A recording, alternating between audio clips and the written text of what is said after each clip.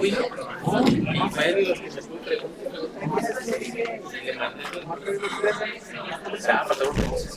hubiéramos tenido chance.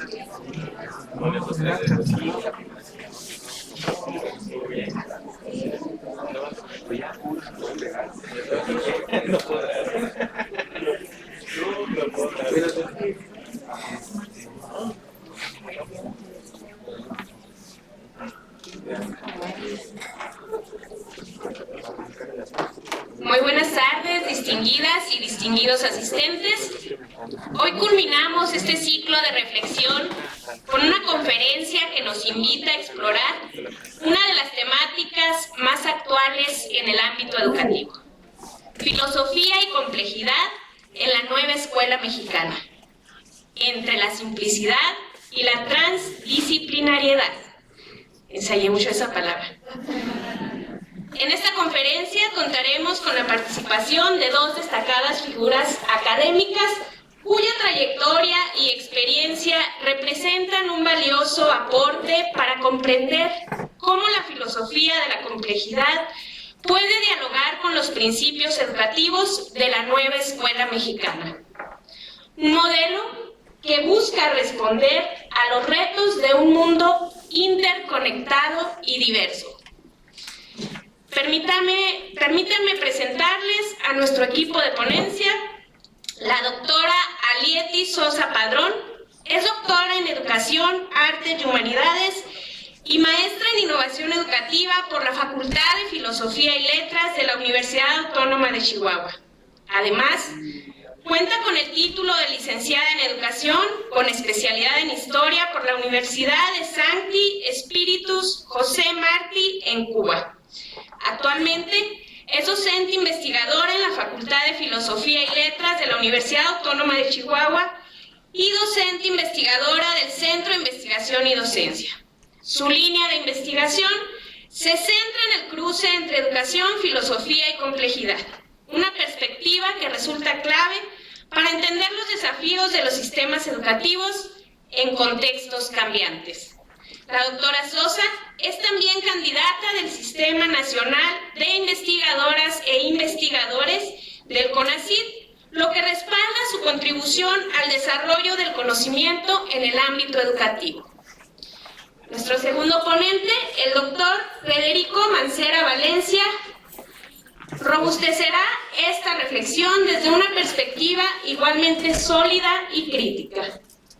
Es doctor en Pedagogía Crítica por el Instituto de Pedagogía Crítica, maestro en Educación por el Centro de Investigación y Docencia y geógrafo por la Facultad de Filosofía y Letras de la UNAM. Actualmente es profesor investigador de tiempo completo del CID y responsable técnico en Chihuahua del proyecto Ciencia de Frontera del CONACYT, 100 años de la educación indígena y rural en perspectiva transdisciplinaria, historia y desigualdad social. El doctor Mancera es también investigador nacional nivel 1 del SNI, con una vasta experiencia en la investigación de la relación entre historia, pedagogía crítica y educación en México.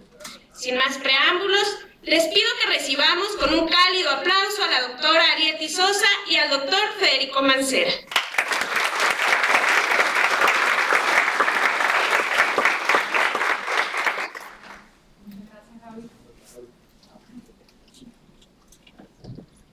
Muchas gracias, Javi. Buenas tardes a todas y a todos. Bueno, primero decir que las semblanzas son terribles. Terribles porque te comprometen a muchas cosas, ¿no? Y bueno, nosotros, luego de la presentación del libro que acabamos de tener, nos encontramos en un clima didáctico agradecido. Aquí hay un ambiente, ¿no?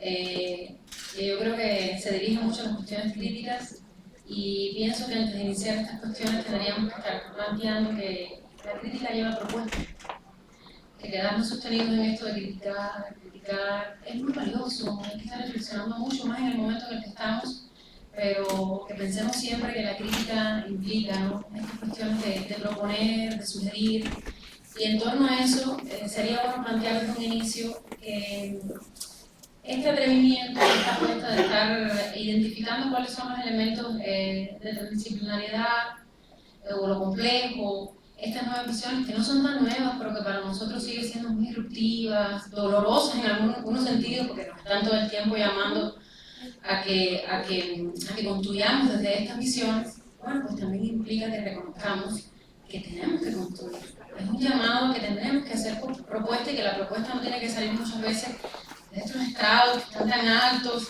que siguen siendo tan verticales, sino que la propuesta tiene que salir de allá, ¿no? Entonces, con mucho respeto, nosotros vamos a hacer algunos planteamientos acá que tienen el compromiso por encima de todo de invitarles a que continúen no solo revisando, que sigan desentrañando ese documento curricular que tanta información valiosa tiene, que algunas respuestas se quedan cortas tal vez, pero que va a salir a partir de la propia propuesta de lo que ustedes construyen desde allá, ¿no? Entonces, va con ese sentido, con el sentido del respeto. Nosotros no pretendemos, digo nosotros porque hay un cuerpo académico, claro, hay un trabajo, un colectivo que está tratando de acercarse mucho al documento curricular y a las perspectivas que está proponiendo, pero que lo hace siempre con el sentido de continuar reflexionándolo y no de imponer, todo lo contrario, de sembrar una ruta, de sembrar una de las tantas propuestas de lectura o de reflexión que pueda haber sobre la nueva escuela mexicana. Porque además de eso, quienes están implementando, quienes están llevando adelante ese compromiso que epistemológicamente es alto, es un compromiso alto, y si nos acercamos a la historia de los modelos educativos en México, bueno, por ahí está planteado, son ustedes en gran medida, ¿no? Son los docentes y las docentes de la escuela básica. Entonces nosotros somos así como unos intrusos, ¿no? Que estamos tratando de construir rutas, de alguna manera, ¿no? Como que estas piedritas acá, a ver qué les parecen estas lecturas para que ustedes puedan entonces continuar haciendo propuestas. Es un ir y venir, de alguna manera, ¿no? Le pusimos un nombre muy rimbombante, de alguna forma, asusta, de alguna manera, pero teníamos la intención de comenzar a desentrañar precisamente estos elementos que nos ayudan a identificar que sí, que ciertamente hay una propuesta, o pudiese haber, depende de las lecturas que ustedes también hagan, de cruzar, de transitar de este paradigma que ha sido simplista, que es un paradigma de Occidente, que es un paradigma que nos sigue dominando, que es el positivismo, lo trabajamos en nuestros programas de posgrado constantemente, y que hay una nueva mirada, que no es tan nueva, insisto, pero que para nuestro modelo, o que para nuestro, bueno, ni siquiera le gusta la palabra modelo, ¿no? Pero que para esta propuesta curricular, bueno, pues se identifican algunos cruces o algunos cambios.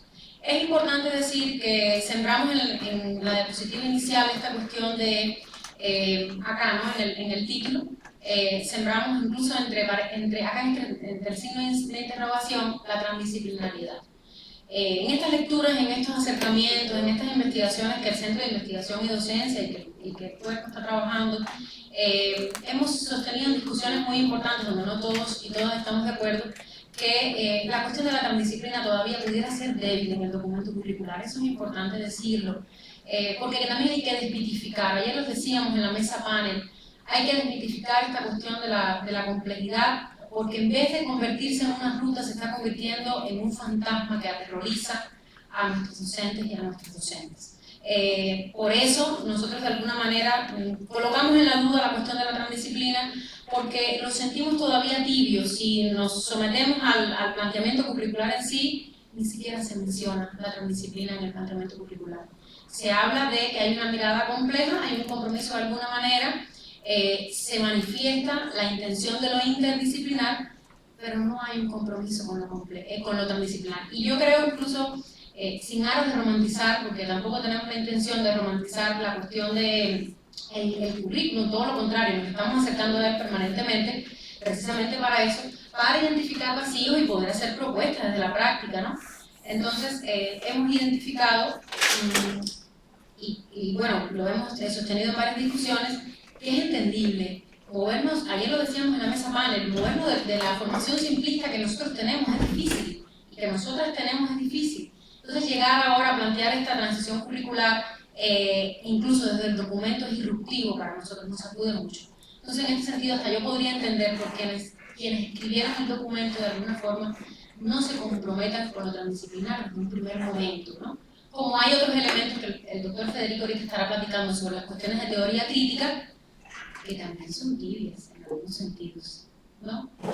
Son tibias. Entonces tendríamos que nosotros ir construyendo. Claro, la práctica irá permitiendo que nos regresemos al documento, porque si algo dice el documento en sus primeras páginas es que es un documento inacabado, y que no tiene la intención ninguna de que sea un documento que imponga absolutamente nada. Tiene que venir mucho del lado de allá, ¿no? Tratando de ser congruente incluso con el planteamiento de alguna manera.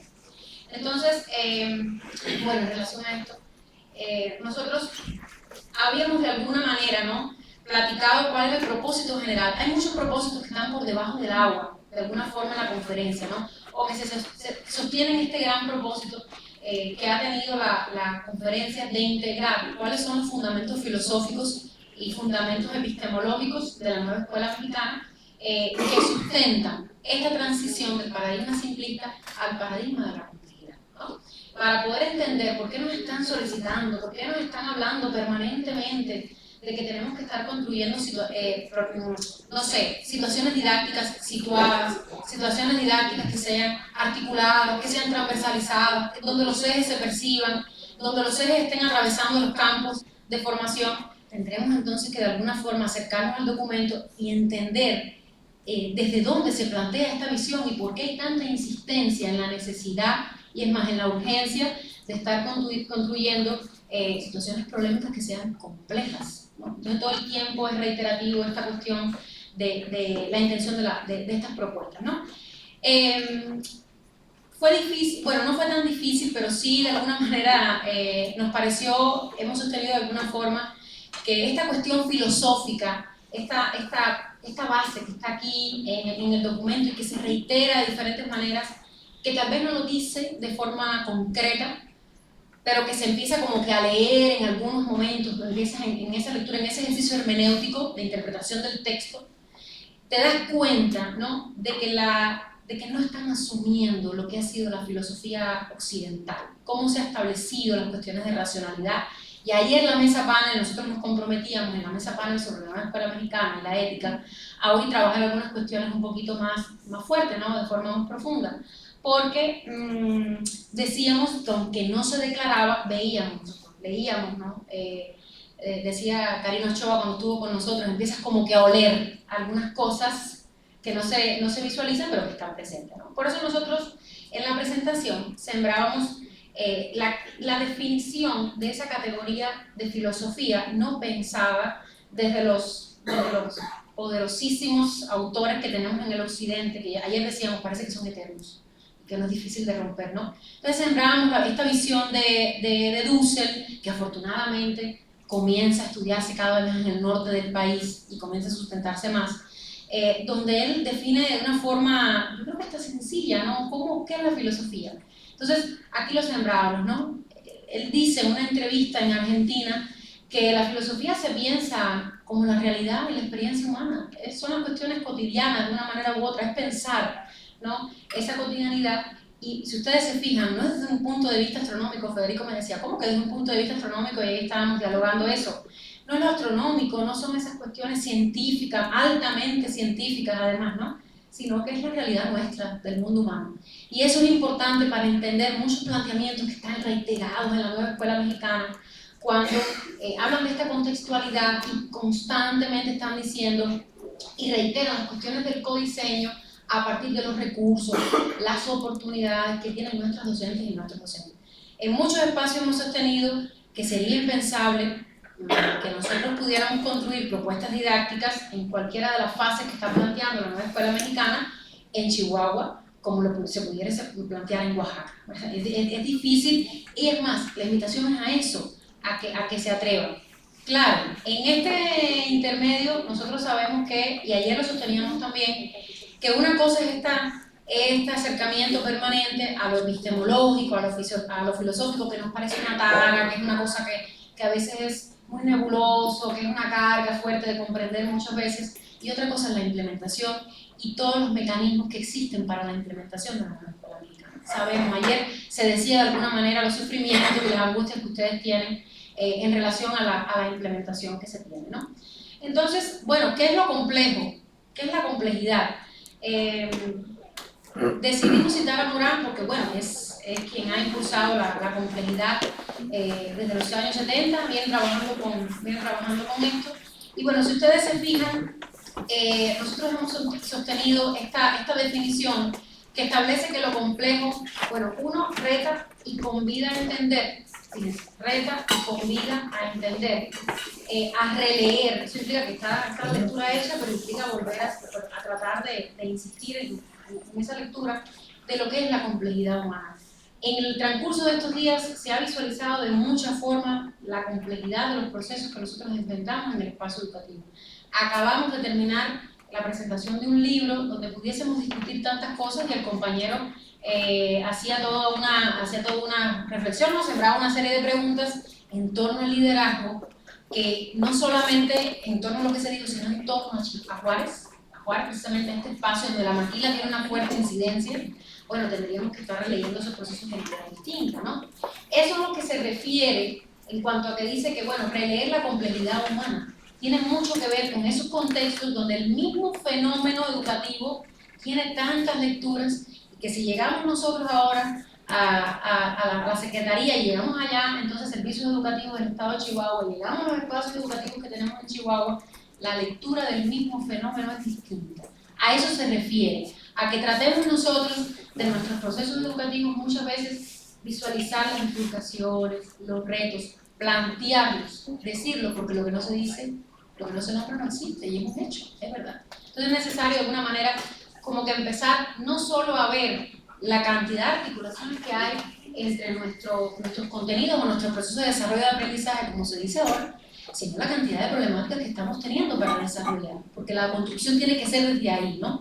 Releer de alguna forma esa complejidad. Igual, luego Morán, claro, en ese ir y venir con la completar, como él le llama, habla también de releer el devenir que ha tenido el mundo, y esto es muy importante, para trascender el discurso de la academia, porque la academia, insisto, trae conceptos, los plantea, los sigue sembrando, son sumamente importantes, pero a veces le cuesta salir de sus paredes y poder llevarlos. Por eso los espacios que estamos teniendo acá son tan importantes, y ayer, al finalizar con la maestra María Silvia, algunos compañeros se vieron reflejados a partir de la narrativa que estuvimos viendo, porque es necesario que la academia trabaje, sí, pero trabaje en función de poder brindar estas herramientas que vayan en transitar de lo académico a lo práctico, ¿no? Y otra vez, esa práctica nos devuelve elementos a la academia que se puedan estar constantemente hilvanando, construyendo, criticando, aportar. Entonces, bueno, yo sembré otra visión, ¿no? Aquí de lo que es la complejidad, ¿no? Fíjense que no le estoy dando acá, no seleccioné las categorías, o sea, las conceptualizaciones un poquito más fuertes, porque creí que era importante que lo dialoguemos en relación con lo que el planteamiento de la nueva escuela mexicana, pues iba a ser tal vez difícil en el poco tiempo poder avanzar, ¿no? Entonces, bueno, sembrábamos por acá esta cuestión, y creo que yo lo siento un poquito más cercano a nosotros, a lo que vivimos en la cotidianidad nuestra, a nuestros procesos educativos, donde la complejidad se presenta como ese caminar, ¿no? Y avanzar hacia la mirada multidimensional. No solamente en un inicio se pensaba que era el mismo fenómeno observado por diferentes disciplinas, entonces lo que históricamente escuchábamos como la multidisciplina. El mismo fenómeno educativo visto por la empresa, visto propiamente por la pedagogía, por la educación, entraba la psicología, entraban las ciencias empresariales, entraban varias disciplinas a visualizar el fenómeno educativo. Hoy tiene que ver, yo creo que tiene mucho más que ver con las diferentes miradas multidimensionales, multireferenciales que tienen ustedes y que tenemos nosotros. O sea, ¿qué significa? Nuestro marco cultural, que nos somete a tantas cosas, a disímiles toma de decisiones, a prácticas, eso se traslada luego a nuestra práctica educativa, ¿verdad? Por eso esta transición curricular, que no es sencilla, es necesario decirlo, sigue siendo problemática, en muchos sentidos. ¿Por qué? Porque nuestros marcos referenciales hemos sido formados en los marcos científicos. Entonces, imagínense ustedes transitar. Entonces, una cosa es el compromiso, es la invitación, pero sigue siendo difícil transitar, lo que no significa que no podamos ir avanzando poco a poco en esta construcción, ¿no? Entonces, bueno, es ese avanzar, es ese caminar desde la multidimensionalidad, lo multireferencial a nuestra práctica educativa, ¿no? Definitivamente. Y lo otro es, hay varias conceptualizaciones que se develan en el documento de la normativa, ¿no? En el documento curricular. Hay varias cosas, pero a mí siempre me ha gustado mucho. Me ha gustado mucho este planteamiento, que es un compromiso. Si ustedes se fijan, de alguna manera hay un compromiso ahí que se entiende como un documento curricular. El documento curricular es un sueño de la política educativa, se está soñando lo que se quiere lograr. Entonces, ¿cómo se presenta ante nosotros? Bueno, pues es la base, ¿no?, que va a propiciar la formación de la nueva ciudadanía. Y ayer hablábamos precisamente en nuestra mesa panel de que no se devela esta cuestión en la nueva escuela mexicana, puntualmente, no se devela en ningún lugar en el documento este tránsito de la ciudadanía a la ética del cuidado o a la cuidadanía, que ahora la presidenta Claudia Sheinbaum una y otra vez está retomando en diferentes momentos que está teniendo en la mañanera, ¿no? Hay una articulación, por supuesto, hay un proyecto político que está detrás y es lógico, ¿no? Entonces, está ahí planteado de alguna manera esa cuestión de que esa nueva ciudadanía, pues uno diría, pero nueva ciudadanía, ¿a qué se refiere con nueva ciudadanía? Si tenemos un marco referencial de lo que es la ciudadanía, un marco que viene de Francia, de la Revolución Francesa, que se nos ha dicho cómo es y todo, ¿a qué se refiere por nueva ciudadanía, ¿no? Y ayer planteamos esta cuestión de la ética del cuidado, de avanzar, no eliminar la ciudadanía, por supuesto, sino que se vaya como que nutriendo las cuestiones del cuidado, ¿no? Entonces, bueno, se sigue comprometiendo ya con una serie de cuestiones que luego se vuelven a reflejar otra vez en los ejes articulares. Otra vez. Esta cuestión de los principios de solidaridad, igualdad sustantiva, la justicia social, la interculturalidad, que nunca olvido que en estos espacios que hemos tenido de diálogo con los docentes, nunca olvido, lo dijimos ayer en la mesa panel, estaba esta cuestión de que, dijo un maestro en una oportunidad que tuvimos, ¿y qué es la interculturalidad? Porque ustedes me hablan y me siguen diciendo de la interculturalidad, pero nadie me explica lo que es. Entonces, imagínense, quieren que yo construya situaciones de aprendizaje problemáticas, además, que movilicen el pensamiento, que mis estudiantes de primero de preescolar avancen en cuestiones de pensamiento crítico, cuando yo juraba, dijo el docente, yo juraba que los niños de primero de preescolar no podían desarrollar ese pensamiento crítico como se está planteando ahí, ¿no? Entonces, luego vienen con otra categoría un poquito más difícil, ¿no? Entonces, ¿qué sale? ¿Qué uno entiende de esto, ¿no? Que hay una serie de cuestiones epistemológicas que están detrás de este planteamiento que están tratando, aunque sostienen categorías que provienen de la modernidad, que provienen del planteamiento francés, este planteamiento de justicia, de igualdad, de fraternidad, cuando, si te quedas con este pequeño párrafo, con estas 4 líneas, juras que sigues viendo el planteamiento francés. Cuando empiezas a desentrañar la lectura, te das cuenta que es todo lo contrario. Lo que te quieren es decir que la igualdad sustantiva no es la igualdad que planteó Francia en ese momento y que este mundo moderno y posmoderno sigue repitiendo una y otra vez. Que esta cuestión de justicia social no se refiere para nada a esa cuestión de la justicia francesa. Todo lo contrario, porque ese marco no se acomoda a lo que nosotros hemos vivido. Es imposible. Y si lo seguimos acomodando, bueno, pues nos va a seguir pasando lo que nos sigue pasando en la calle cuando vamos a cruzar un semáforo, o cuando llegamos al banco y alguien nos maltrata, cuando nuestras niñas y nuestros niños tienen que ser sometidos a determinadas prácticas educativas y es imposible, y entregamos una calificación, pero no es cierta. Entonces nos siguen pasando este tipo de cosas, ¿no? Bueno, queríamos plantearles este marco general, ¿no? De alguna forma, ahorita vamos a desentrañar un poquito y vamos a llegar a elementos prácticos para que no se nos canse, pero me parece importante que el profe Mancera, bueno, avance en estas cuestiones ahora sí concretas del planteamiento teórico y ese cruce, ¿no? Hacia la complejidad, ¿no? Que no le gusta mucho esta palabra del paradigma porque dice que el paradigma es un paradigma y no se va a someter a eso, pero creo que es importante que vayamos en estos ir y venires y luego continuaremos con otras partes, ¿no?, del documento.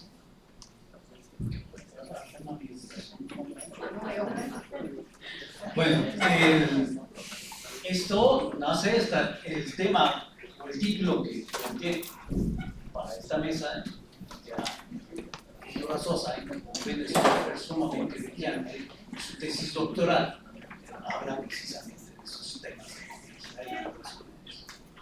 Entonces, me pidieron, Sage, ¿sabe que les encanta pedir? Ya no sé cómo que ofrece, pero les encanta pedir trabajo, ¿ah? dar cursos de capacitación a los maestros de educación secundaria, que les expliquemos el tema de la filosofía, la complejidad de los maestros de educación secundaria. ¿Y eso qué tiene? ¿Qué implicaciones? Una locura. Entonces di la plática a 800 gentes por vía Zoom, ¿no? O sea, no sé, es algo muy loco. O sea, no digieres eso, porque la gente no se anima a preguntar. Son 800 gentes que quién sabe qué me entendió, si realmente logré comunicar lo que quería decir. Así es que la misma situación va a ser ahora. No me va a angustiar mucho que les surjan dudas, pero como dice Betty, la idea es centrarles múltiples dudas y cuestionamientos a lo que nos está llegando del Estado mexicano, con una visión totalmente distinta que mueve muchas conciencias.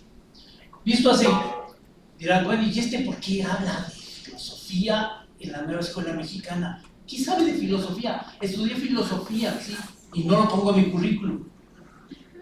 Pues sí, estudié la Facultad de Filosofía y Letras de la UNAM, pero estudié Geografía y también al mismo tiempo Filosofía, pero de esa no me titulé, y sin embargo vivo dando clases y pensamiento filosófico. Así, también doy ejemplo, no sé. Cuando leen este documento, ustedes supongo que lo leyeron, ese bombardeo teórico de 240 páginas con más de 300 citas de diferentes autores, ¿no?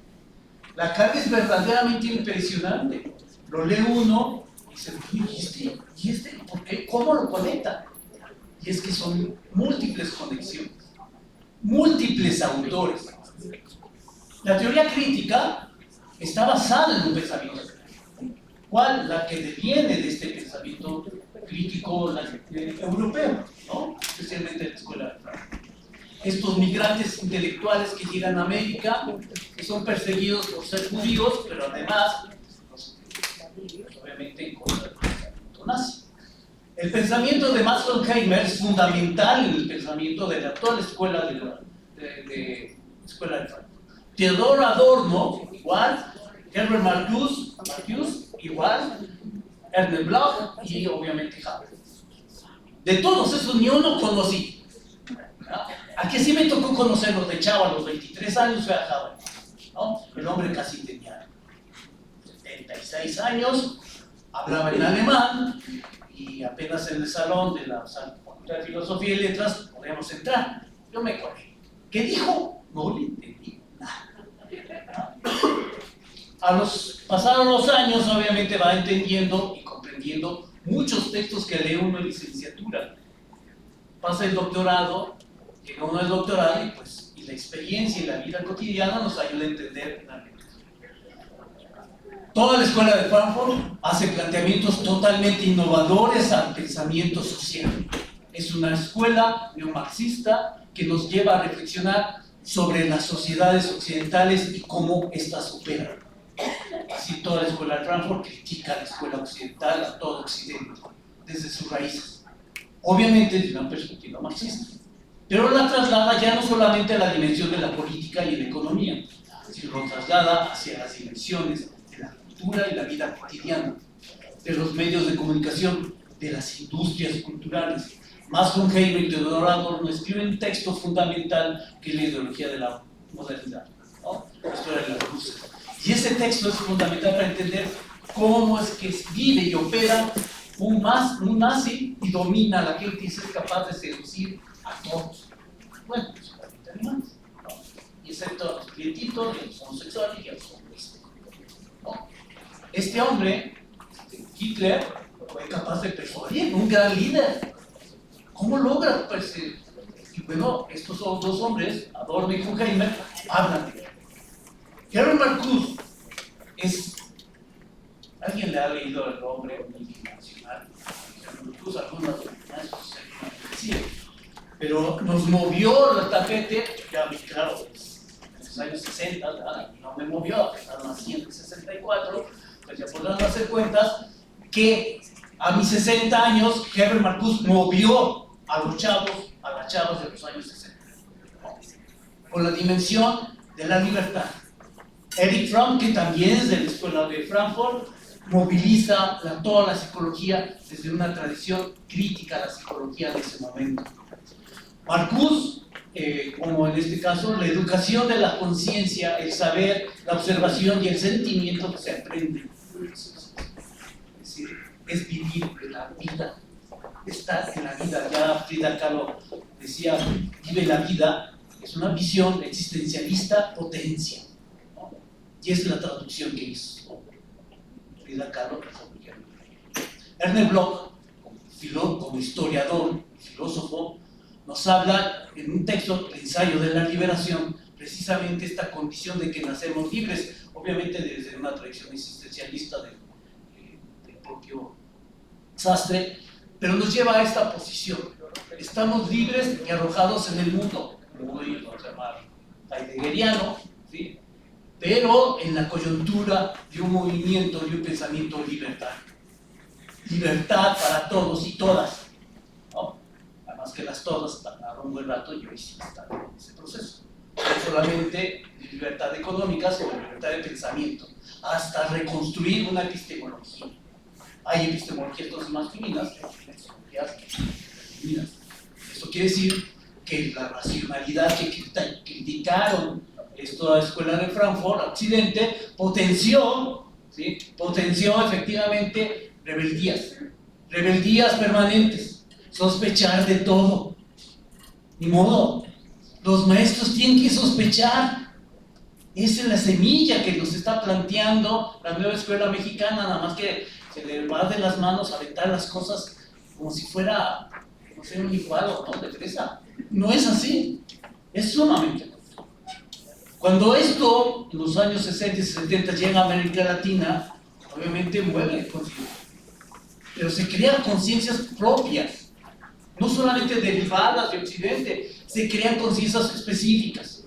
La filosofía de la liberación que surge en América Latina se suma con un montón de filósofas y filósofos, aunque no cito aquí a filósofas, apropian y desarrollan cosas específicas para América. Ahí ven el nombre de Dussel, César Scanone, Cerruti, Horacio Cerruti, que los tres son de origen argentino, Rodolfo Kusch, que también es argentino, Alberto Ruy, Arturo Salazar, Bondi, Paulo Freire, Orlando Frasco. Esa escuela latinoamericana trajo consigo una modificación de la libertad, no solamente individual, desde el sentido existencialista, el individuo, no solamente, sino lo colectivo. ¿Por qué tiene la visión colectivista la filosofía de la liberación? Por los pueblos originarios, por los barrios de las zonas urbanas, los nuevos barrios miserables que hay en los cinturones de miseria de las ciudades, que construyen territorio y comunidad a través de procesos de gobernanza y resolver colectivamente las necesidades de vivienda, de agua potable y todo el obrero que hay que resolver en el mundo urbano. Pero el mundo campesino también. La filosofía de la liberación no solamente le pegó a la conciencia de las prácticas, que Freire lo ayudó a pensarlo desde la educación popular del oprimido que está en el mundo rural. El pensamiento freiriano nace con los campesinos y los indígenas brasileños, no la escuela pública. Cuando fue fue secretario de Educación en Brasil, casi se suicida. ¿Por qué? Porque es una locura. Si alguien quiere suicidarse, me hace Sage, soy director de la Facultad de Servicios Educativos o bien de educación. Es una locura el sistema educativo, en términos administrativos. Es verdaderamente una locura. La gestión escolar, la gestión educativa es una locura, porque está sobrepuesta a una serie de cosas que eso es otra. Pero pensar, entonces la filosofía latinoamericana, dirán los europeos, chinga, ¿a poco hay filosofía latinoamericana? Pues sí, sí hay. Pero para que no se peleen, les vamos a llamar pensamiento latinoamericano. Entonces hay un texto muy importante que se publica en el 2012, 2009, no sé, que coordina el doctor Enrique Dussel sobre la nueva pensamiento y filosofía latinoamericana desde el año 1300 al 2008, al 2000, ¿no? Entonces, dice, bueno, ya no vuelvo a decir la palabra, desde tantos años hay filosofía. ¿Alguien ha estudiado filosofía náhuatl o otomí? ¿Alguien ha estudiado filosofía rarámuri? ¡No! Y eso dice Husserl. Entonces es obvio que alguien se encargó de que nadie aprendiera esas filosofías. Alguien se encargó que dijera, estos latinoamericanos no piensan. Alguien se encargó de someter y de enseñar todo ese saber. Obviamente, este pensamiento, esta reflexión descolonizadora, de liberación, pues entra al juego del debate de la filosofía en la educación. ¿Para qué sirve la educación? ¿Para someter? ¿Oprimir? Que sí. No, obvio, hay tradición de la escuela de Frankfurt, el pensamiento marxista que nos ayuda a pensar eso. Pero la nueva escuela mexicana viene arrastrando estos saberes, ¿sí? Lo cita, pero no lo sueltan. O sea, ahí está, agárrenlo. Se supone que siendo docentes ya leyeron toda esa historia. Pensar entonces que la filosofía, la pedagogía, la historia, la geografía, la matemática tiene un origen histórico muy concreto. Occidente. Cuando hablamos de Occidente son unos cuantos metros cuadrados, son miles de kilómetros cuadrados que está Europa. Pero Occidente, dice Fernando Brodel, no se construyó solito, se construyó en el marco de la cuenca del Mediterráneo. Al centro está Mediterráneo, y en el Mediterráneo existen costas que van desde el norte de África, Asia y las costas de Europa. Desde esa perspectiva espacial y geográfica, dice, ahí nace Occidente. Los europeos aprendieron a comer con tenedores y cuchillos gracias a ¿quién? A los árabes. Aprendieron a hacer sumas más eficientes y más inteligentes, no con números romanos, ¿verdad? ¿Con números qué? ¿Cómo decían la matemática? Con números arábigos, no griegos ni romanos, no. ¿Sí me explico? Está manifestándose. ¿Qué comemos cuando vamos a comer un trompo? Comida con tacos de trompo. Kebab. ¿De dónde viene? Turquía. La tortilla de harina, ¿de dónde viene? Del Medio Oriente. Se construye en los desiertos. ¿Cómo construimos el saber? Si no será a través de procesos interculturales. El saber que hoy tenemos es derivado de un proceso intercultural, no de géneros. Hay un texto de Husserl que se llama La ética de la liberación. Es un texto amarillo que vale la pena que lo vean. Mucho de esta visión, entonces, de la filosofía de la liberación, liberarnos de ese modelo, o bien, o lo que alcancemos a liberarnos, es precisamente de este mundo. O cuestionar. O bien, romper a esta pedagogía que nos ha oprimido, que nos ha enseñado a ser tal como somos hoy. En esa perspectiva, entonces, nace la idea de una educación como práctica de la liberación. ¿Qué implica esto? ¿Qué implica?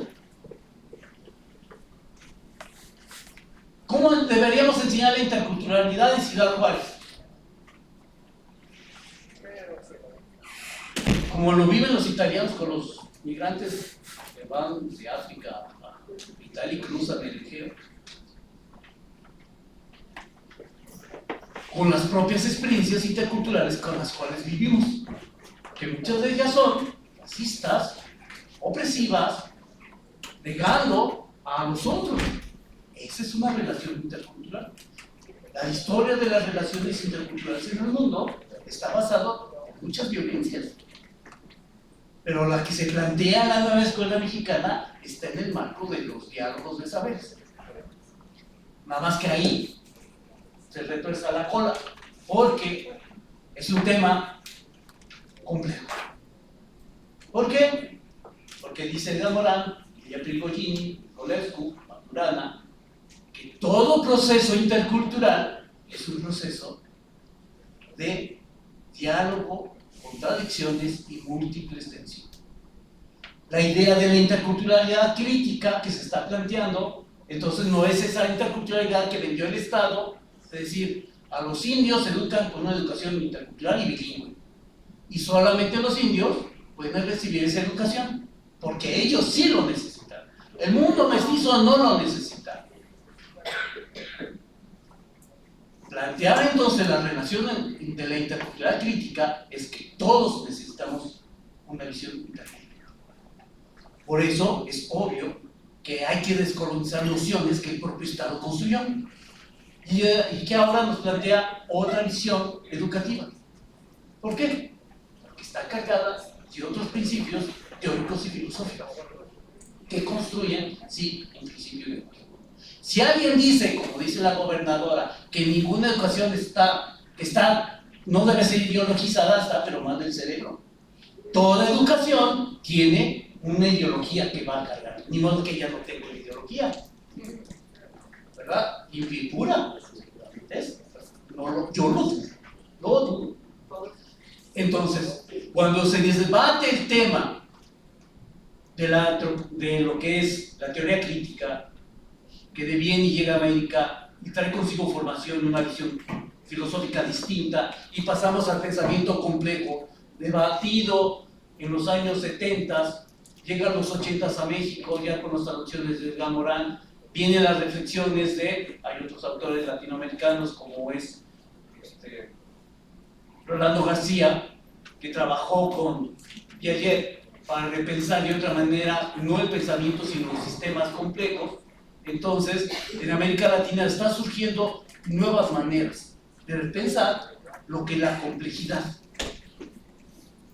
Un texto fundamental que se publica a través de las fuerzas sindicales de este país, el pensamiento de Gamorán con los 7 saberes, ¿no? Y esos 7 saberes, pues impactaron en los años 2000, ¿no? Principalmente, más o menos. Y obviamente, estos 7 saberes necesarios impactan directamente a la nueva política mexicana, la nueva escuela mexicana. ¿Cómo entrar entonces a un pensamiento complejo? ¿Qué es un pensamiento complejo?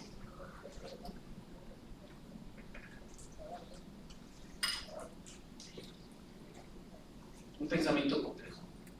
Dígame, ¿ha habido alguien que se le ocurra un pensamiento complejo? Pues yo pensaría en una que complicado y complejo, ¿no? Complicado sería armar un cubo Rubik, te puedes enseñar una máquina hacerlo. Pero algo complejo sería pues decidir cruzar una calle. No puedes enseñar tan fácil una máquina porque son un montón de variables, ¿no? No, es el complejo igual va a ser unas tortillas de harina o igual unas enchiladas modernas. ¿Es complejo?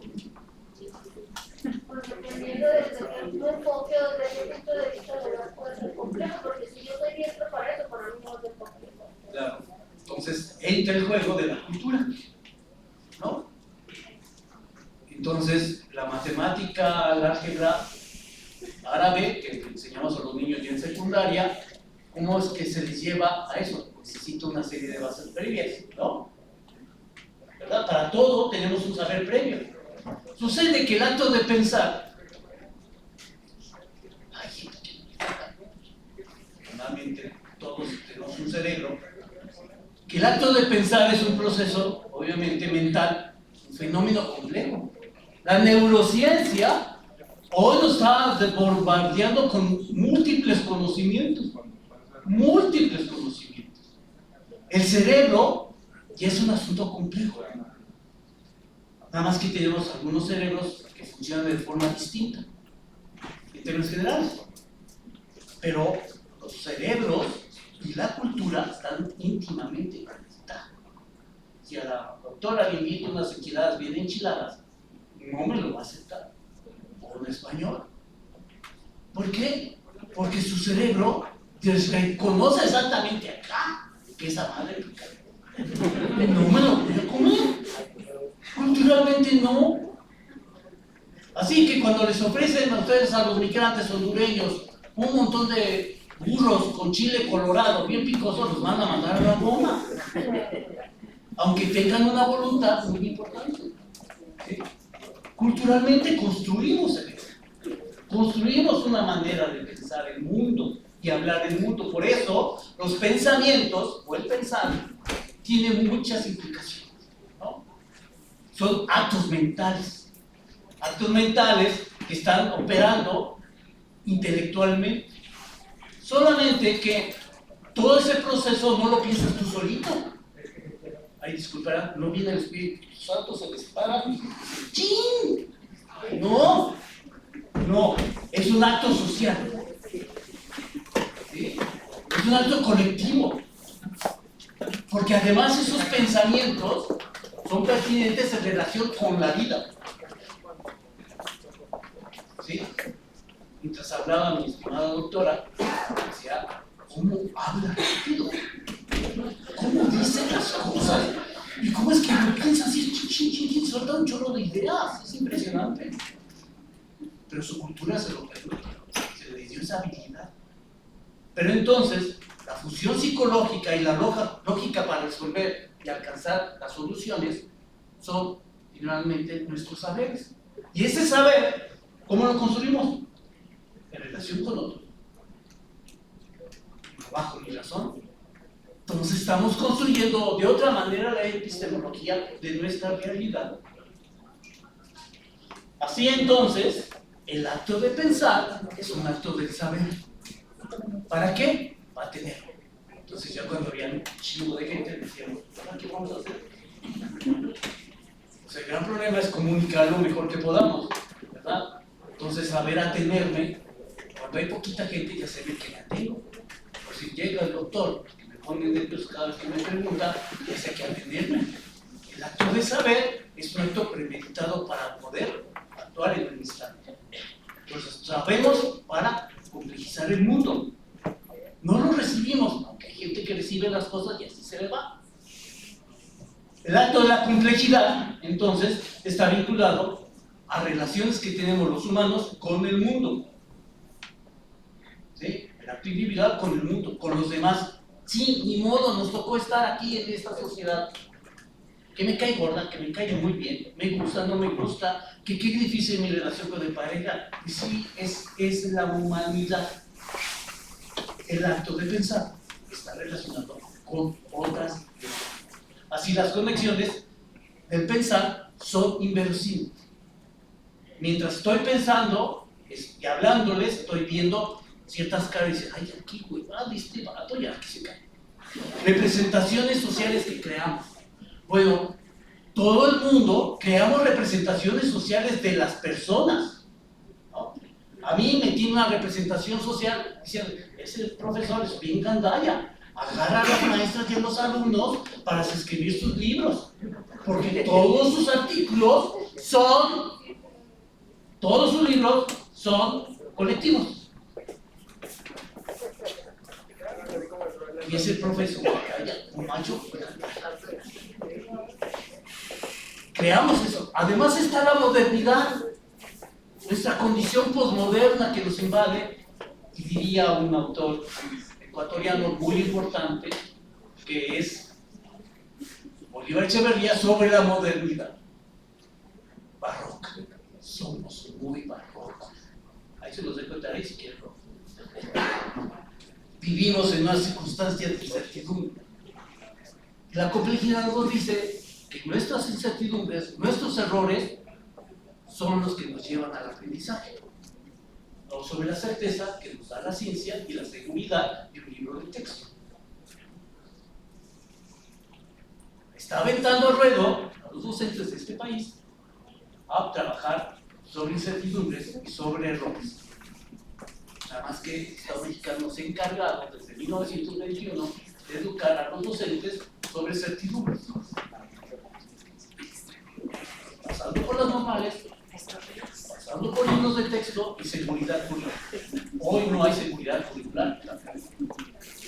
Por tanto, también pasamos a una dimensión no de una epistemología, una sola manera de construir el saber y conocimiento que viene de Occidente, sino pasamos a una función postmoderna, pasamos a una función de la diversidad. Así entonces, sistemas complejos y pensamiento complejo entran a la política. No podemos dejar de ser euro-norteamericanos. Todavía colonizamos. El educador, la educadora coloniza. Sí, ¿con qué contenidos? Con los que le da la gana. Hay una dominancia del saber y conocimiento europeo. O ya la filosofía Fame, náhuatl, ¿no? Siguen dando filosofía occidental, ¿no? Dan historia universal y lo más importante, en la Primera y Segunda Guerra Mundial, las otras los varios textos. El mercado y las modas académicas. Posiblemente la descolonización, la filosofía de la liberación haya sido una moda académica en los 60, 70 y 80. Y ahorita ya no podemos decir que es moda, porque ya se amarró, ya se enclavó. Pero también hemos aprendido desde Occidente maneras de excluir. Y ayer decía en la conferencia que una manera de entender el mundo es excluyendo, creyendo que nosotros educamos para que tengan cultura. Ya les dije, todo ser humano nos construimos en cultura. Ninguna cultura, por tanto, es superior a otra. Entonces, ¿qué educamos? Ay, tú métete a estudiar ballet. Tú métete a estudiar vete a Europa porque ahí vas a aprender. ¿Por qué? Porque ahí está lo mejor. Vete con los gringos. Ahí vas a aprender muchas cosas lindas. Y por tanto, excluimos todo. El saber árabe, se les olvidó que al comer pastes, aunque son de origen inglés, que llegaron a Hidalgo, el paste no llegó porque se descubrieron los británicos, sino porque pasaron por el conocimiento hindú, pasaron por cuando fueron colonia y les llegaron los pastes a los mendigos británicos. El hojaldre, las acequias. ¿Alguien conoce eso? Son saberes y conocimientos árabes, vinculados y conectados con los tlaxcaltecas. Así que el saber africano, saber chino, hay una exclusión prácticamente. Nos llega alguna música, que es la mejor manera, y principalmente la comida. Podemos decir que una de las mejores formas de conocer la interculturalidad es a través de las cocinas tradicionales. ¿Cómo se hace un arroz con leche?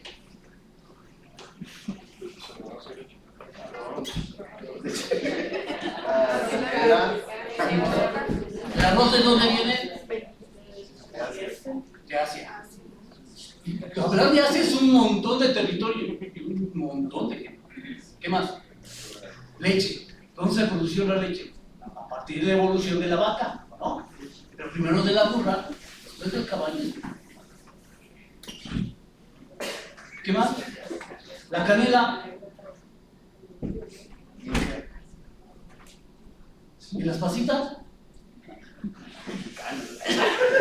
Y luego el bolillo, como en mi tierra hacemos tortas de arroz con leche. Entonces va. Si pudiéramos enseñar la interculturalidad a través de los proyectos escolares, a través de las cocinas tradicionales, podríamos decir, mira, ¿tú qué aportas? Los hondureños, guatemaltecos, salvadoreños, manejo de plátano. ¿No? Los cubanos con el plátano verde. ¿Sí? Pero tenemos que buscar los mecanismos del diálogo de saberes. ¿No? Espérame tantito. Y con eso termino. Si hay dudas, platicamos. Bueno, es que era muy necesario este recorrido, porque más allá de estarle bombardeando con conceptos y con definiciones sobre lo que es, por ejemplo, las cuestiones interculturales que se recuperan en el documento, aquí está, ¿no? Es ese planteamiento donde tendremos que reconocer que bueno, nosotros tenemos que enfrentar esta cuestión de que el saber viene de un único lugar, hay una única forma de hacerlo y que tendremos que seguir replicando esa forma, ¿no? Entonces, más que conceptos, es muy interesante el planteamiento del profe Mancera, porque era para colocar a disposición de este público como que esos ejemplos, ¿no? De todos esos saberes que son necesarios recuperar, pero que además de eso sí implica para nosotros cuestiones retadoras porque implica mucha preparación, mucha lectura, la constante búsqueda de encuentro con otras culturas, con estas cuestiones de epistemicidio, ¿no? Donde se han soslayado, se han dejado de visualizar muchos saberes que son milenarios, ¿no? No solamente nuestros, sino que provienen de otras regiones. Yo me disculpo por el acento, porque cuando yo me emociono, bueno, hablo súper rápido, y a nosotros nos sigue preocupando mucho cómo buscar la forma de invitarles a que ustedes vayan al documento. Nos sigue preocupando mucho, hay muchas respuestas, hay muchos vacíos, pero hay muchas respuestas en el documento curricular. Hay planteamientos que estamos viendo constantemente en los espacios de debate y hay cuestiones que están sembradas en el documento curricular.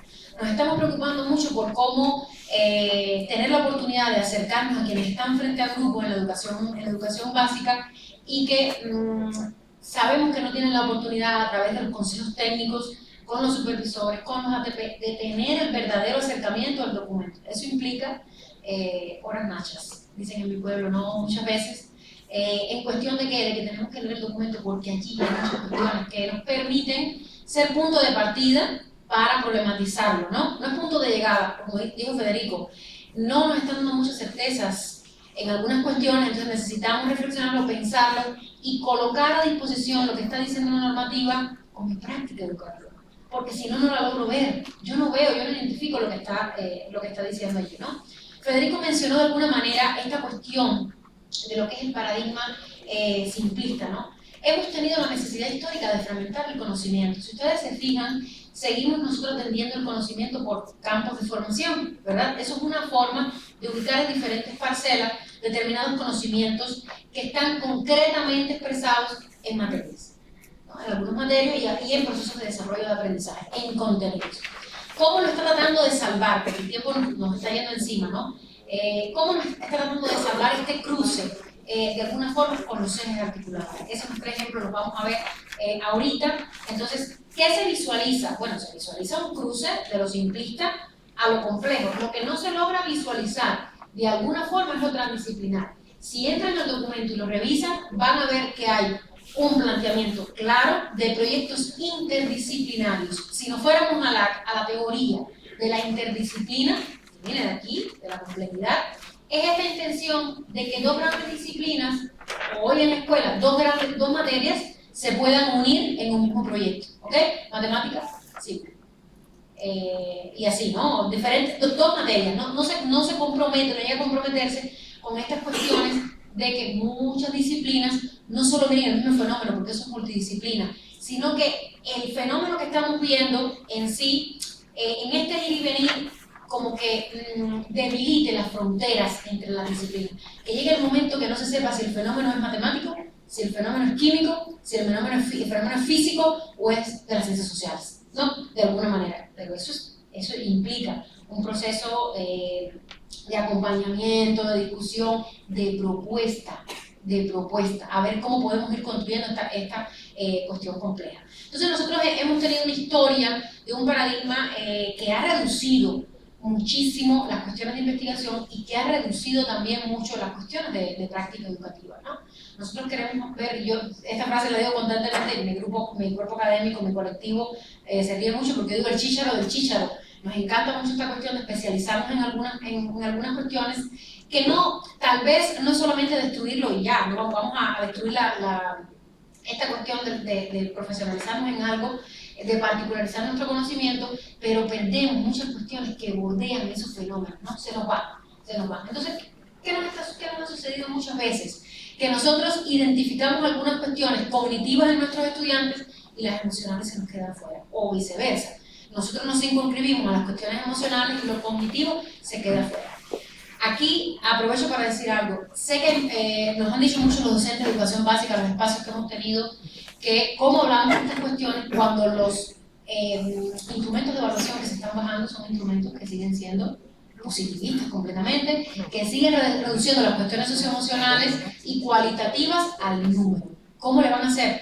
Y yo lo he dicho en varios momentos, digo, pareciese que quienes escribieron el documento curricular no son los mismos que están proponiendo los instrumentos, las cuestiones de evaluación, porque si fuesen los mismos hubiese una articulación. No se puede pensar que podamos transitar curricularmente y que se entienda, que se comprenda la organización curricular y sigamos con las mismas estrategias y con las mismas estructuras. No dejemos las estrategias, las mismas estructuras. Y por ejemplo, en esta cuestión de la evaluación es un buen ejemplo, ¿no? Sembramos aquí esta cuestión de que lo complejo no se puede resumir a una sola palabra. Yo, más que lo que está planteado aquí en la presentación, quisiera decirles que lo complejo permite, no se vayan con la finta, lo complejo no es lo complicado.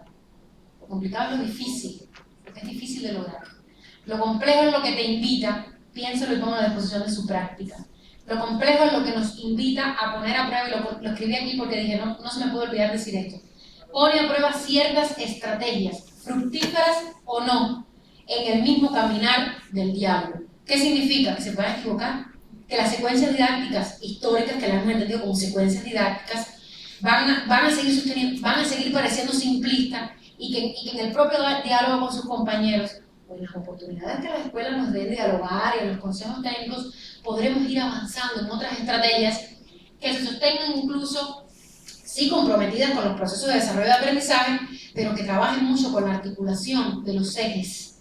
Los ejes están dando luces muy importantes, ¿no? Entonces, la mirada compleja nos invita a que ustedes generen su propia estrategia. Lo decíamos ayer en la mesa panel, no hay una receta. No puede haber una receta porque entonces estaríamos volviendo a los modelos curriculares anteriores. No hay una receta, no hay una estrategia puramente, tiene que haber cientos de estrategias.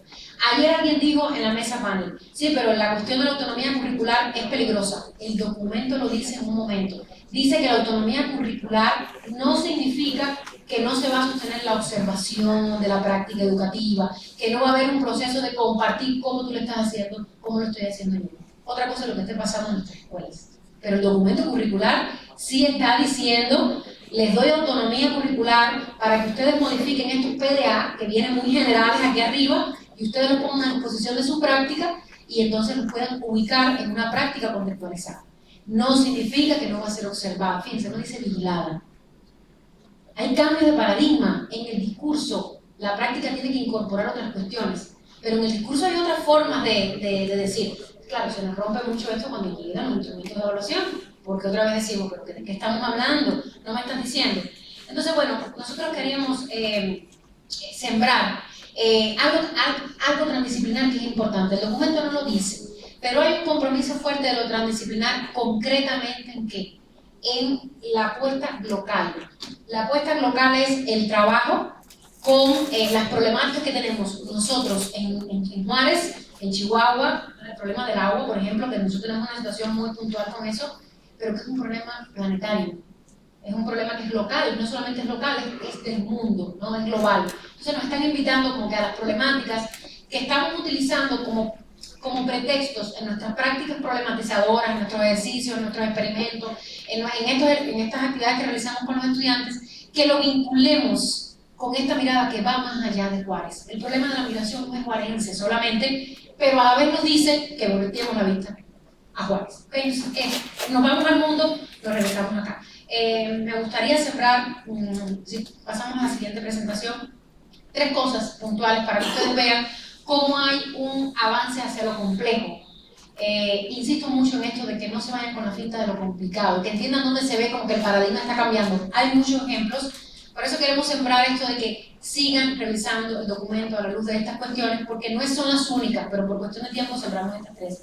Una es el codiseño. Ayer hubo varias consideraciones sobre el codiseño, pero dice textualmente el documento. Es la formación-apropiación permanente para atender el carácter de co-construcción en nuestras escuelas, o sea, lo local, en nuestra región, en nuestro contexto, incluso nuestras propias situaciones que se presentan en el proceso de enseñanza-aprendizaje. O sea que el codiseño nos está diciendo otra vez que la formación es permanente. Esto no es nuevo. Lo que se está matizando de otras cuestiones como esto de la cuestión de la co-construcción. Y que la co-construcción implica que nosotros tratemos de sumar las cuestiones locales, las cuestiones regionales y las cuestiones nacionales. Ha sido un llamado permanente del magisterio mexicano que lo local sea atendido, que ha sido olvidado. Entonces, ¿qué está haciendo con esa oportunidad? O mejor, ¿qué va a hacer con esa oportunidad? Porque nadie va a atender lo local. Lo local lo tendremos que atender nosotros. Lo segundo, el perfil de egreso. El perfil de egreso no tiene nada que ver con competencias. Se distanció completamente de las competencias, coquetea con el término capacidades, pero vayan al documento para que vean lo que dice de las capacidades, y lo anoté aquí. Se compromete con una visión integral de los aprendizajes que articulan capacidades con valores. Ahí siempre una dimensión ética, una dimensión axiológica importante. La capacidad no es la competencia histórica de lo cognitivo. Implica también que nuestras niñas y nuestros niños se comprometan responsablemente con una formación ciudadana y de la ciudadanía. Entonces dice, estas capacidades y estos valores están expresados en los ejes articuladores. Fue la forma donde se pudo decir, bueno, los ejes articuladores van a atravesar el contenido. Y por último, ya para cerrar con esto, la cuestión de los ejes articuladores. Yo creo que los ejes, si el perfil es trascendente en el cruce, insisto, revisen el perfil otra vez, vuelvan a leer con esta mirada. Los ejes articuladores son tremendos, ¿no? Porque los ejes articuladores dicen que ellos colocan ahí, están planteados los 7 ejes, ellos nos colocan un horizonte de procesos educativos dentro de la comunidad territorio cuyo principio pedagógico se basa en la elaboración de proyectos dirigidos al desarrollo de la ciencia, el arte y las humanidades. Pero lo mejor no es eso. Lo mejor es que dice que estos 7 ejes, cruzan y establecen el principio de la transversalidad, que suena el principio de la transversalidad. Dice que esto es transversal. Dice la nueva escuela mexicana puntualmente. Cruzan el currículo, cruzan. Imagínense que los PDA estuvieran atravesados por los ejes articuladores. Tratan de verlo así de esa manera. Y establecen la pertinencia de trabajar uno u otro eje articulador en conjunción con los contenidos, saberes y prácticas de ser posible. Eso significa que yo no tengo que construir estas cuestiones de planeación y todo eso, donde yo obligatoriamente tengo que trabajar pensamiento crítico, donde yo obligatoriamente tengo que trabajar interculturalidades. Ellos se ponen a disposición de mi contenido. ¿Saben para qué? Para no seguirnos preocupando por si el niño sabe tanta química y si la niña, y articulado con la química, con la matemática y con la física, empecemos a preocuparnos más por lo humano, porque el mundo que tenemos allá afuera hace rato se nos vino encima. Con esto termino.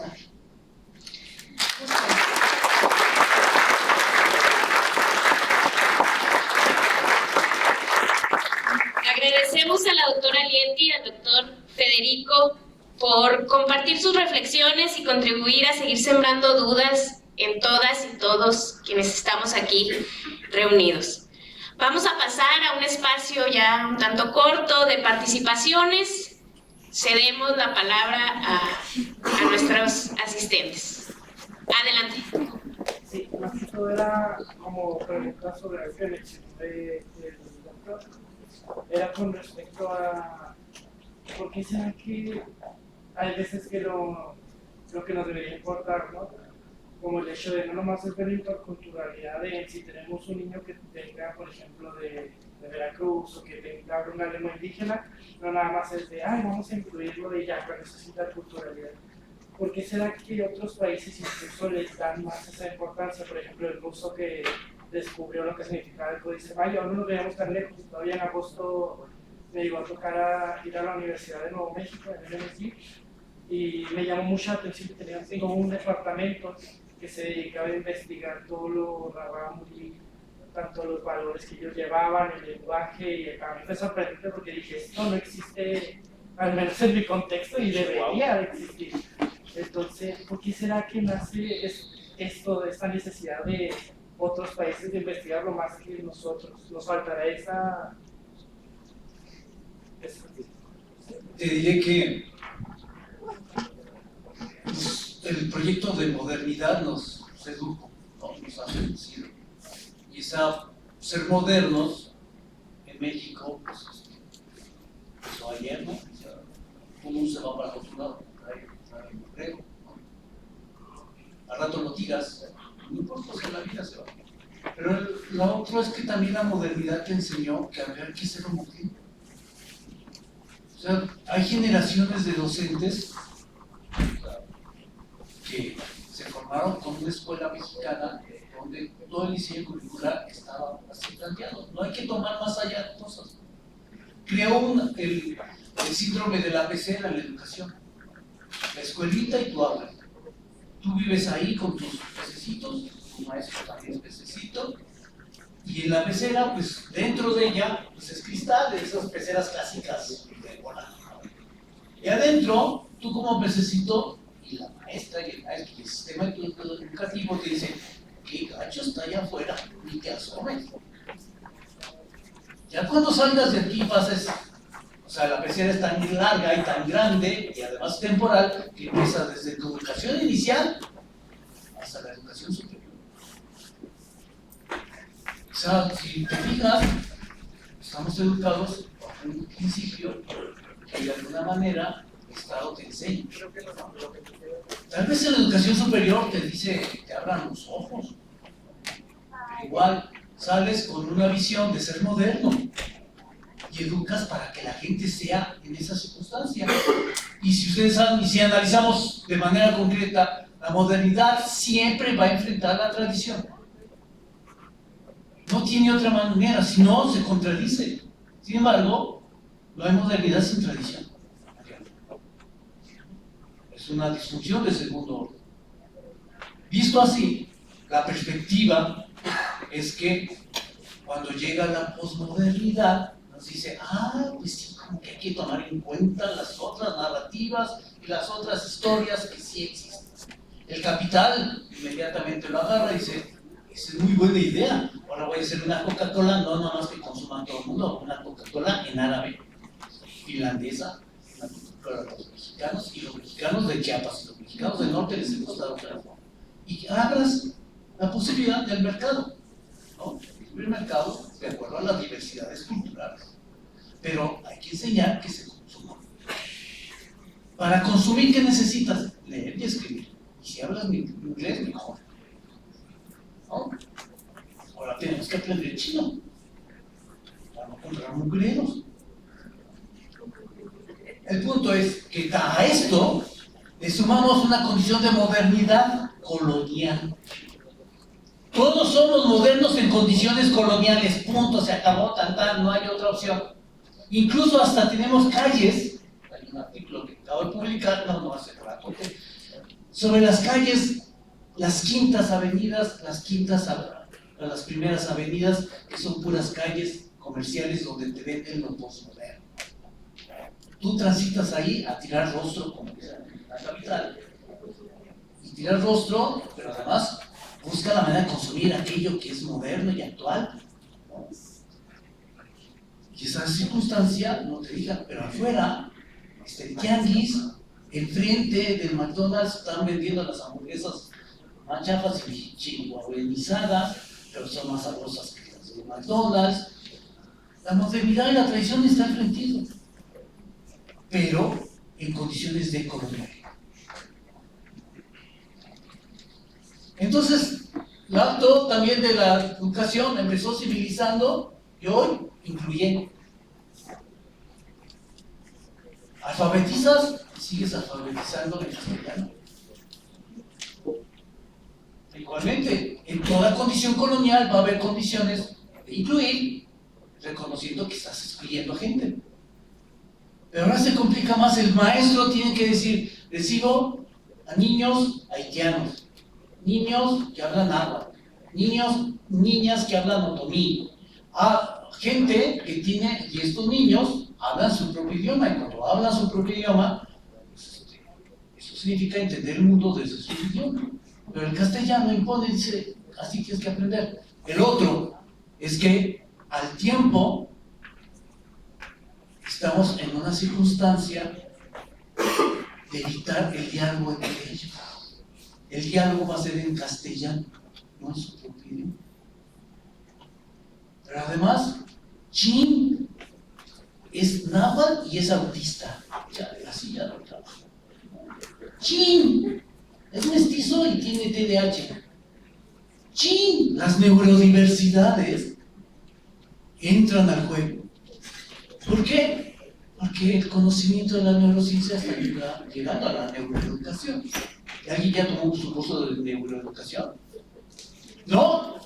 Una tache por esta universidad, es decir, todos. Nadie ha tomado su curso de neuroeducación. Y luego la diversidad sexogenérica. Puta madre, ¿qué me voy a meter en eso? O sea, yo ya, prácticamente ser docente de educación básica es ser un superhéroe. Neta, está bien cañón. O sea, educación superior, a mí me toca estudiantes con neurodivergencias o diversidad sexogenérica y aprende uno a descubrirlos, ¿no? O sea, es decir, estamos en un descubrimiento de las diversidades que no existe una pedagogía basada en eso. Y me dice que ya está. Cerramos con la participación de la maestra. Muy buenas tardes. Es un gusto poder tener personalidades que vienen a abonar a que los maestros profesionalicemos nuestro trabajo. Aquí hay un elemento que desde hace tiempo está siendo un reto para los docentes. Es muy bonito que estemos, como usted nos menciona las horas noches, leyendo, informarles. Pero ¿qué pasa? Si entre la autoridad educativa diseñadora de la propuesta de la NEM hay un punto que no está haciendo conecte con esta preparación que estamos teniendo los maestros? Yo no soy maestra joven, tengo 60 años, 35 años en el sistema. Aún, sin embargo, creo yo que hay un punto en donde no está apoyando a que se aterrice la nueva escuela mexicana. Tiempo, no lo tenemos. ¿Por qué? La autoridad inmediata nos dice, no hay tiempo para que te reúnas con tu personal a estos espacios de análisis. ¿Por qué? Porque el tiempo con los niños es sagrado y no te puedo dar este espacio. Tengo una propuesta. La autoridad inmediata superior me dice, no la puedes aplicar porque ya tenemos lineamientos. Puede usted justificar su trabajo siguiendo los lineamientos de la NEM, pero la autoridad que va de su director para arriba no está teniendo esa capacitación y nos está obstaculizando hasta cierto punto la nueva escuela. Yo creo que ahí hay un punto en donde el gobierno mexicano tiene que hacer algo, porque si quieren que la nueva escuela mexicana vaya reuniendo de una manera más trascendente en las escuelas, todos tenemos que ir en el mismo barco, ¿sí? Porque el maestro se está preparando, pero los de arriba nos están poniendo. Rapidito, este fenómeno es complejo. ¿Saben por qué es complejo? Porque a veces decimos que tenemos que tener acercamiento con nuestros docentes, y posiblemente no con nuestros docentes, con quienes están tomando decisiones tendríamos que estar platicando muchas cosas porque hay cosas que parece que no se están entendiendo.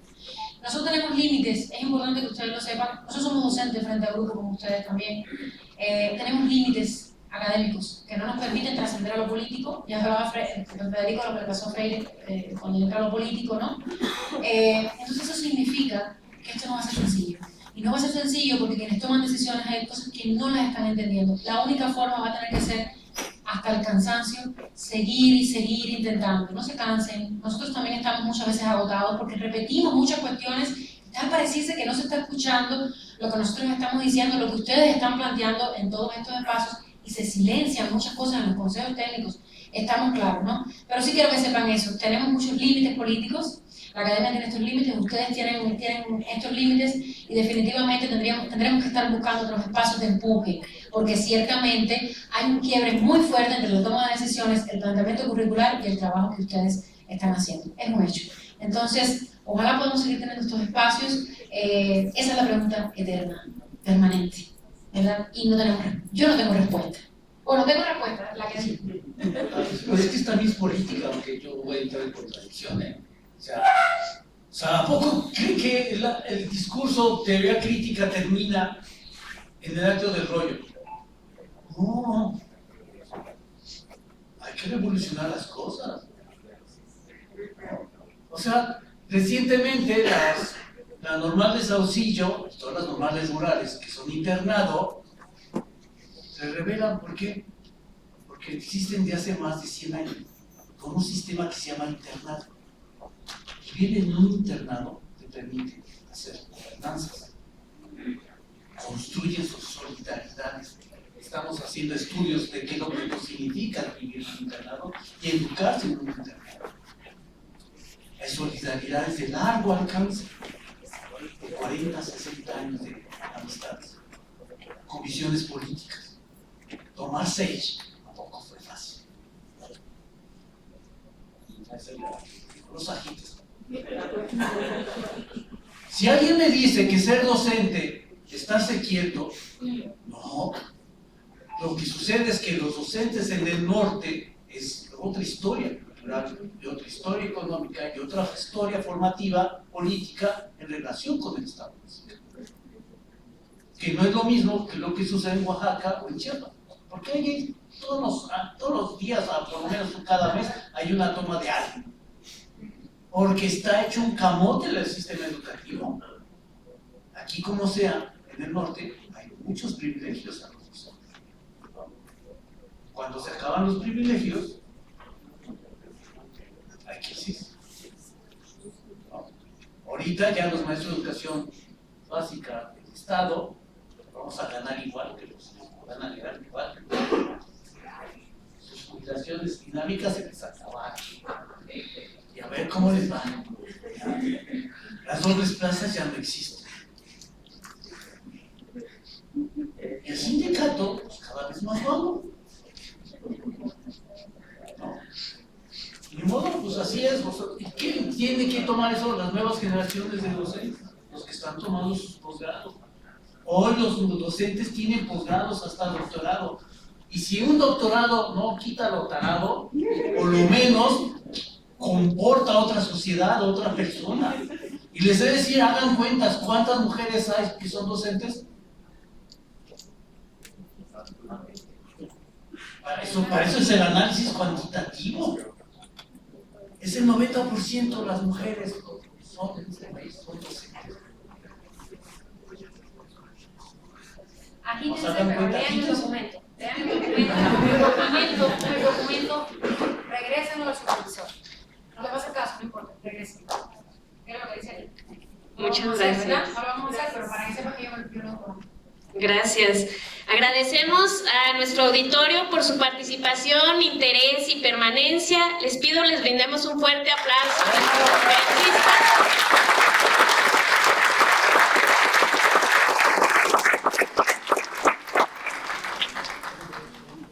E invito al personal a realizar el acto de clausura. Muchas gracias.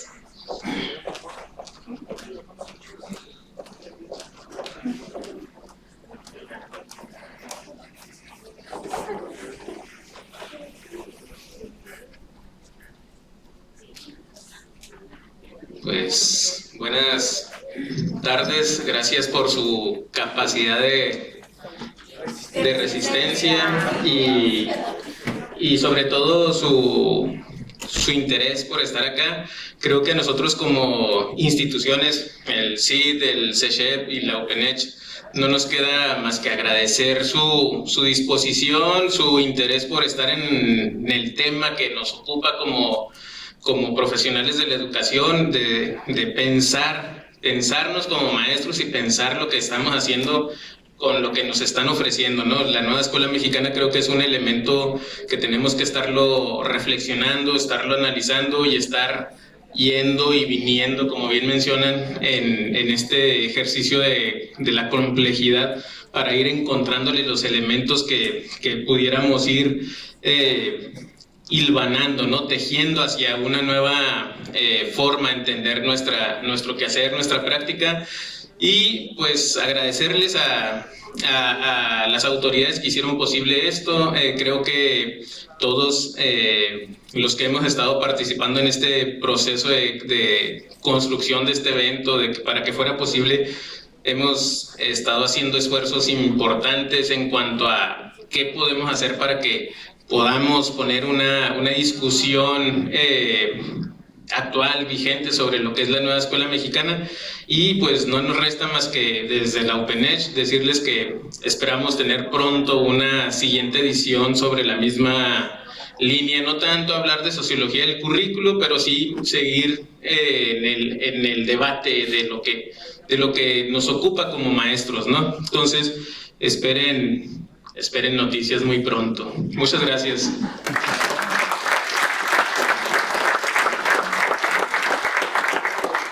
Muchas gracias. Bueno, quiero tomarme un espacio breve para agradecer a las personas que fueron los artífices de este evento. Por supuesto, el profesor Ríos, que está allá en una esquina, abatido por el trabajo académico.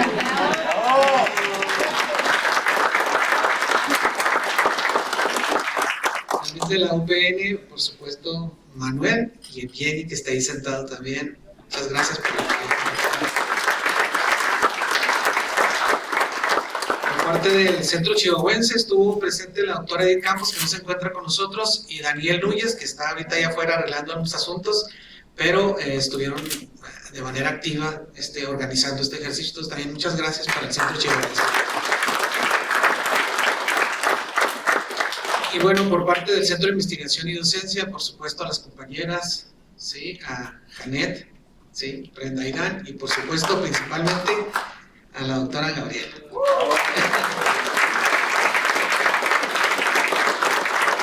Bien, también quiero agradecer a todas las y los docentes responsables de las escuelas formadoras. Veo algunos que están aquí todavía acompañándonos. Gracias por movilizar las conciencias, por animar a sus estudiantes para que estén aquí con nosotros. Es una gran responsabilidad, sé que la asumen con mucho valor. Muchas gracias a todas y todos, y por supuesto a las y los estudiantes de los distintos posgrados de estas instituciones, que sin problema podemos decir que son los mejores maestros de nuestra ciudad, porque no solamente realizan su tarea y la hacen con responsabilidad, con entrega, sino además dedican tiempo de su propia vida, dinero, esfuerzo, para seguirse formando, y eso no lo hacen todos. Entonces, un aplauso para ustedes mismos.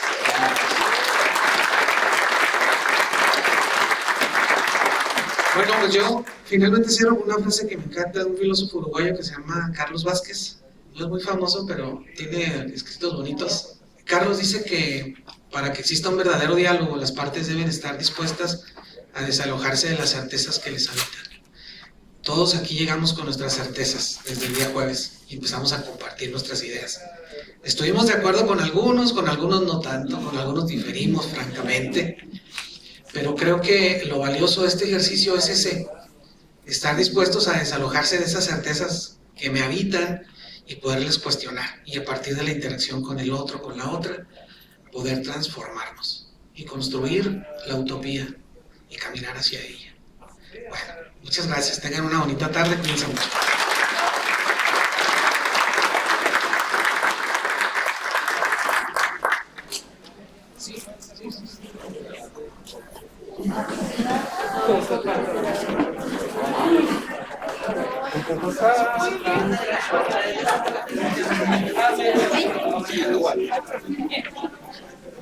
No, música de cierre.